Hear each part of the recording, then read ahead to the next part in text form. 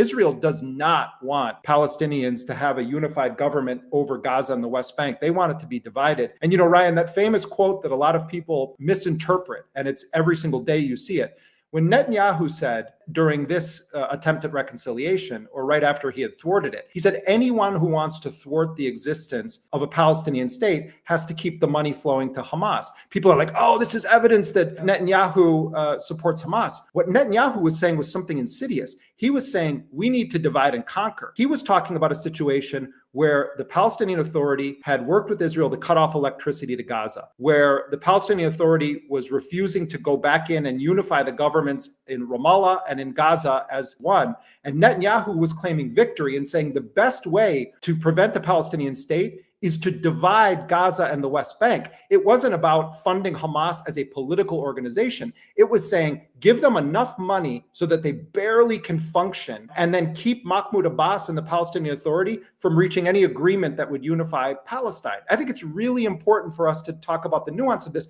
because it's exactly what they're doing right now. It's a redux of Oslo mixed in with the divide and conquer strategy, create cantons or little Bantustans around Gaza. Maybe they're going to split it in half. The Israelis are in control of more than 50% right now, and they're saying they're going to build a green zone and try to entice Palestinians to come over. They're also drawing a line through the West Bank and trying to divide it. There's talk of even trying to deport 1 million Palestinians from the West Bank, saying they're actually really Jordanian citizens. Smotrich has talked about this. So all of these things are happening.